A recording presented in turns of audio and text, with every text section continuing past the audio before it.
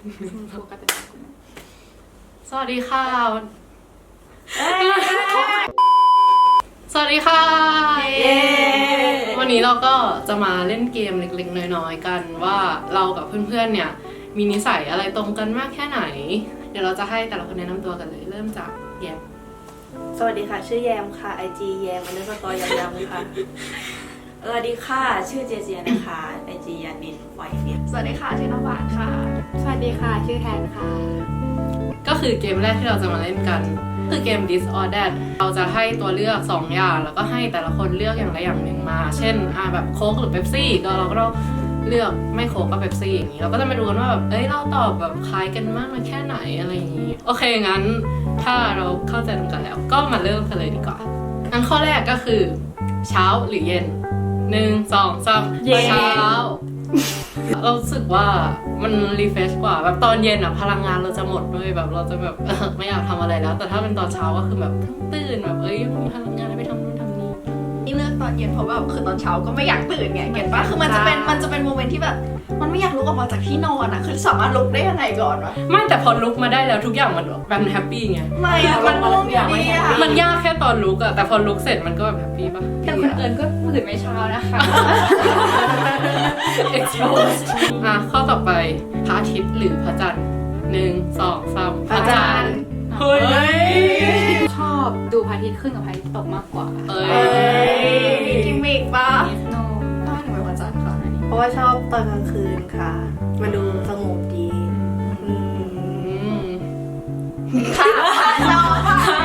เราชอบตอนกลางวันมากกว่าตอนกลางคืนแต่ชอบพระจันทร์มากกว่าพระอาทิตย์ไม่รู้ทำไมหนังที่บ้านหรือว่าหนังที่โรงหนัง1 2 3ที่บ้านโรงหนังทำไมเพราะว่าจอใหญ่ชัดมากไม่ใช่ที่บ้านจอเล็กทำไมยังถึงชอบที่โรงหนังมันได้ฟีลกว่าฟีลอะไรก็แบบมีป๊อปคอร์นมีน้ำมันลมคิดที่บ้านเลยเหรอมันมีกลิ่นเท้าคนข้างๆด้วยกลิ่นเท้าตัวเองก็บ้าไม่แต่อย่างเราชอบที่บ้านเพราะว่าเราเป็นคนที่แบบดูเราชอบแบบสกิปไม่ก็ชอบพอสอะไรเงี้ยเราชอบที่บ้านเพราะว่าโรงหนังมันเสียงดังคือเสียงมันดังเกินไปสำหรับหูเราชอบที่บ้านเพราะว่าเราได้ดูบนเตียงสบายฤดูใบไม้ผลิหรือฤดูใบไม้ร่วง1 2 3ใบไม้ร่วงใบไม้ผลิใช่ใบไม้ผลิเหมือนกันค่ะร่วงทำไมถึงเป็นร่วงชอบแบบโอเวอร์ออโทนมันมากกว่าร่วงมันเหมือนกับว่ามันถ่ายรูปสวยเลยคือใบไม้ผลิแบบดอกไม้มันแบบสีสันเยอะเกินมันถ่ายรูปแล้วมันแบบไม่สวย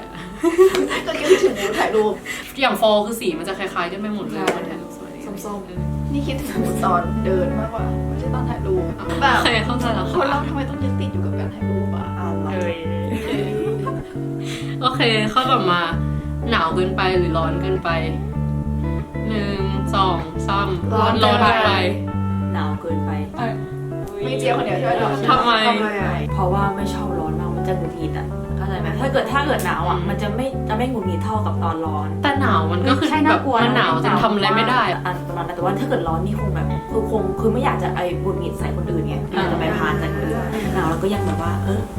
เรากอดกันไหมคือที่พูดมาทั้งหมดก็คือพอยต์อยู่ตรงนี้ก่อนค่ะต่อมาวงกลมหรือสี่เหลี่ยม1 2 3สี่เหลี่ยมรู้สึกว่ามันตั้งได้ชอบที่มันแบบดูเพอร์เฟกต์กว่าวงกลมมันดูแบบมีมุมอะไรเงี้ยมันดูแบบเวลาเราเอาไปจัดรูปแบบอะไรเงี้ยมันดูแบบเข้ามุมแบบวงกลมมันดูแบบมันดูโฟล์วี่มันดูจัดการยากมันดูไม่เป็นที่เป็นทางเราชอบอะไรที่แบบนิดมากกว่าจริงๆเป็นคนชอบนิดนะคะแต่ว่าชอบวงกลมแบบชอบเคิร์ฟของมันเก็ตป่ะคือเหมือนแบบสี่เหลี่ยมมันก็แค่เหลี่ยมก็แค่เป็นเหลี่ยมมันดูแข็งมันแบบไม่สมูทคือวงกลมมันสามารถแบบว่าโซลิดได้ด้วยแล้วมันก็สามารถแบบรู้สึกสมูทได้ด้วยคุยโทรศัพท์หรือส่งเมสเซจ1 2 3ส่งเมสเซจมีโทรศัพท์มันเป็นเราได้ยินเสียงกันและกันแบบเรารู้สึกมูดเราแบบว่ามันเป็นโทนเข้าใจไหมแบบว่าพิมพ์คือมันแบบไม่มันคือมันแบบมันอาจจะแบบโอ้นี่ชอบพิมพ์มากชอบพิมพ์มากจริงคือพอพิมพ์คนจะคนอีกฝั่งหนึ่งเขาจะมีเวลาในการคิดไงใช่เนี่ยแหละคือสิ่งที่เราชอบพิมพ์เพราะมันมีเวลาให้คิดเวลาก่อนตอบจริงโดยส่วนตัวแบบว่าอยากให้แบบว่ารู้เลยว่าแบบคิดยังไงพูดกับมันเลยแบบให้มันตรงๆไม่ต้องมาประดิษฐ์คำกันอะไรขี้เกียจคุยแต่ประเด็น โทร เวลาคุยโทรศัพท์อะเหมือนเขาคาดหวังว่าเราจะต้องตอบเดี๋ยวนั้นอะซึ่งแบบมันทำให้เราแบบแพนิคถ้าจะเป็นเทคก็คือแบบเราก็แบบใช้เวลาคิดใช้เวลากันกรองคำพูดได้อะไรอย่างนี้2คำถามนี้เป็น2คำถามสุดท้าย เงินหรือความโด่งดัง1 2 3 เงินเอกฉันท์ปะ เงิน เงินไม่แต่เอาจริงๆความโด่งดังมันก็นำเงินมาให้เราได้ไง แต่มันเนี่ยแหละจะพาเราไปดังก็ได้เหมือนกันค่ะ ไม่คื เฮ้ อย ถ้าคนรวยไม่ดังก็มี ไม่คือแบบว่าถ้าโด่งดังอะจะไม่มีความเป็นส่วนตัว ใช่ นี่ไม่ชอบให้เรื่องให้ เออ เรื่องให้คนอื่นหรือ แต่ เรื่องส่วนตัวของเรามากเท่าไหร่ แล้วมันแลกมากับความคาดหวังด้วย ใช่ถ้าเกิดมีเงินไม่ได้ จริง จริงถามข้อสุดท้ายต่อยอดมาจากข้อเมื่อกี้เงินหรือความรัก1 2 3ความรัก เงินมันก็ คนเราจะอยู่มีชีวิตอยู่ยังไงโดยไม่มีความรักวะไม่ต้องความรักกับแบบความรักอย่างนั้นก็ได้แต่ความรักกับแบบเพื่อนมนุษย์ โอ้โห แต่ถ้าไม่มีเงินเนี่ยเดี๋ยวใครนะคะ ใช่ ใครเงินใครยกมือขึ้น เงินใช่ตอบเหมือนแทนที่ว่าอะ ไม่แต่ไม่มีเงินไม่ใช่ว่าไม่มีแบบสักบาทเลยหมายถึงว่าแบบ อ้าวนี่ไง มีเงินแต่ไม่ได้รวย ก็ อะ ไม่มีความรักก็ไม่ได้ไปไม่มีเลยไง โอ้ เออ ทำไมถึงเลือกความรัก เพราะว่ารู้สึกว่าความรักเป็นสิ่งที่ซื้อไม่ได้ต่อให้มีเงินก็ไม่มีความรัก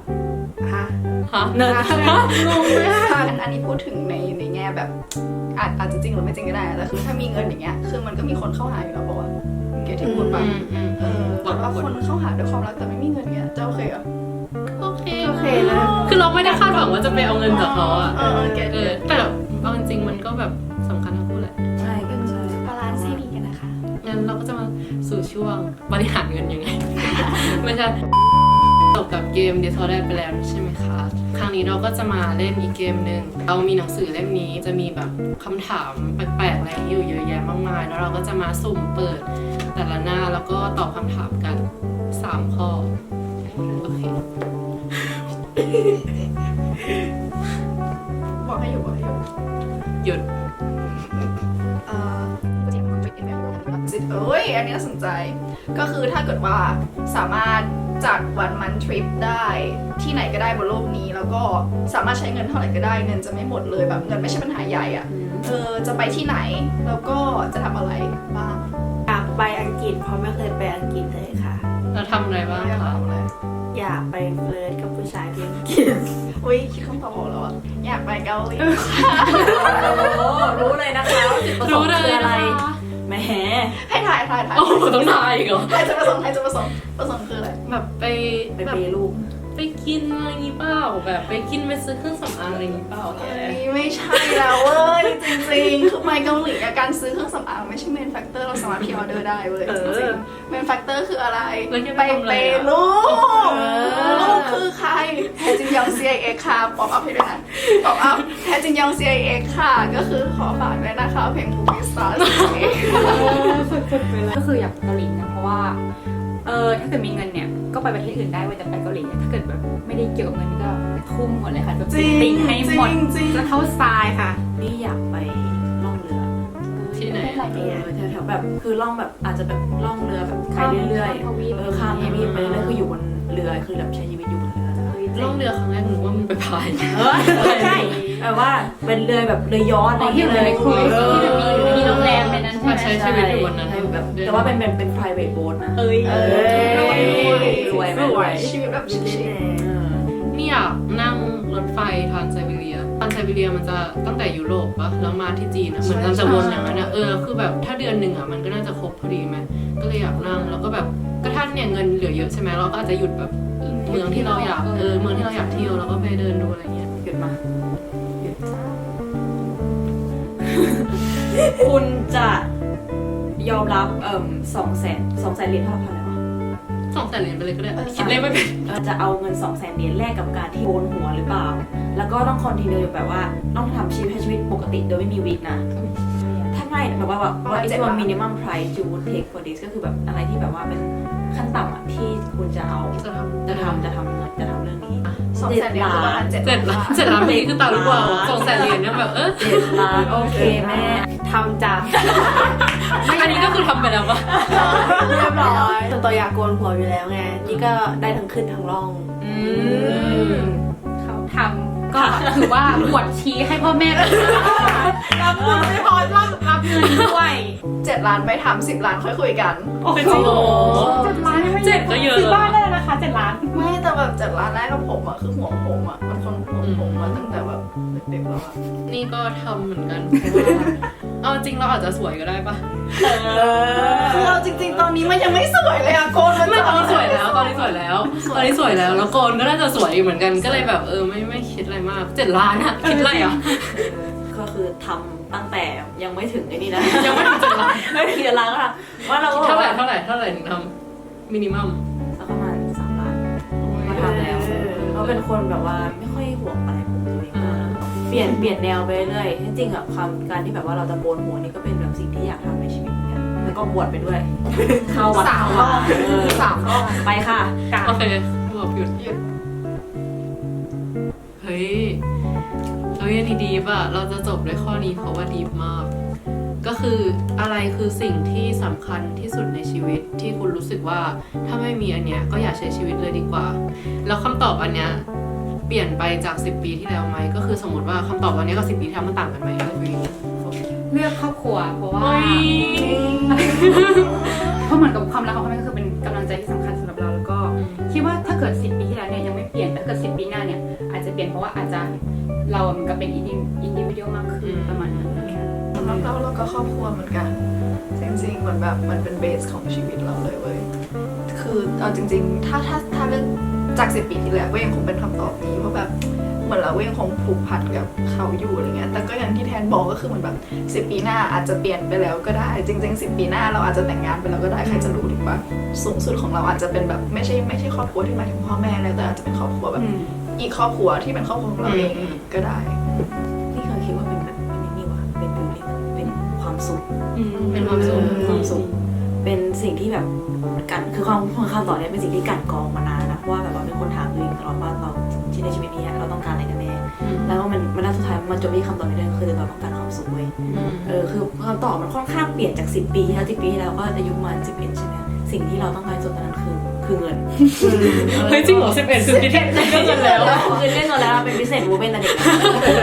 พอโตขึ้นมาแล้วสิ่งที่เราคิดว่าหายากคือความสุขว่ะไม่ใช่เงิน อีกคิดกัน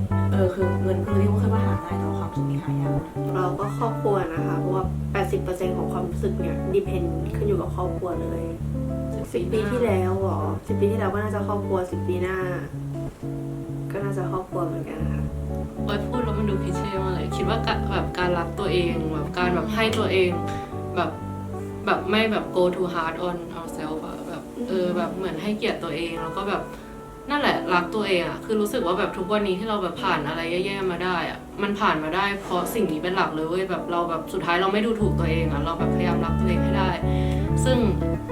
ที่แน่ๆคือ10 ปีที่แล้วอ่ะไม่ใช่การรักตัวเองแน่ๆเพราะตอนนั้นเราไม่ได้แบบ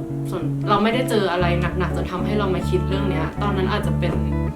การได้ทำอาชีพที่อยากเป็นเลยแบบตอนนั้นแบบแพชชั่นแรงอะไรเงี้ยแบบตอนเด็กๆแพชชั่นแรงอยากเป็นนู่นอยากเป็นนี่อยากเป็นนายกอะไรอย่างงี้นั่นแหละก็เลยแบบพอโตมาแพชชั่นก็เริ่มดับ10 ปีถัดไปคิดว่าไม่อยากให้เปลี่ยนอยากให้ยังรักตัวเองเหมือนเดิม รู้สึกว่าแบบเราเริ่มแบบว่าพอเริ่มโตแล้วมันจากที่แบบเป็นสิ่งที่เราแบบเป็นรูปธรรมกลายเป็น มันจะปล่อยวางมากขึ้นแล้ว เป็นสิ่งที่เกี่ยวกับอินไซต์ของเรามากกว่า ใช่เดี๋ยว10 ปีหน้าเราจะมาเล่นเกมนี้ใหม่นะ โอ้โห 10 ปีหน้าก็คือเหลือวางคนเดียว เหลือนี่คนเดียวนั่งอยู่ตรงเนี้ย โอเคก็รู้แล้วนะว่าเราแบบถึงเราเป็นเพื่อนกันเราก็อาจจะไม่ได้มีทุกอย่างคล้ายกันไปหมดแต่ว่า คือมันก็อยู่ด้วยกันได้แบบไม่ได้มีปัญหาอะไรใช่ไหมแบบ ไม่มีใครครบ ใช่ก็ครบแค่นี้เลือกไม่ได้แล้วก็แบบอันนี้ครั้งนี้ที่มาเล่นก็ดีว่าแบบเหมือนเราได้แบบฟังเข้าใจคติเพื่อนอะไรอย่างเงี้ยคือมีใครขายอะไรอีกไหม ไม่ จ๊ะ ขายหรอคะ อ๋อ ฝากเพจโตขึ้นฉันอยากเป็นดาราด้วยนะ ฝากช่องดีกว่าค่ะเผื่อจะ ช่อง ผลิตคอนเทนต์ค่ะทิ้งลิงก์ไว้ข้างล่างเลยค่ะของดิฉัน อ๋อได้ ทิ้งลิงก์มูฟี่สไตล์เลยนะคะไม่ต้อง ไม่ต้องฝากตัวเองแต่ว่า ได้ เอา Movie แต่ว่า Star โอเค ขอให้ลดได้แมส ขอฝากเพจชื่อ Lazy J นะคะเป็นว่าเป็นเพจแบบออกแนวแฟชั่นไลฟ์สไตล์พวกนี้มันจะมีอะไรแบบแปลกๆมาทุกคนได้ดูกันนะคะ สำหรับวันนี้ก็จบเพียงเท่านี้งั้นเราอาจจะมาเจอกันในอาทิตย์หน้านะคะบ๊ายบาย ขอบคุณค่ะ ค่ะ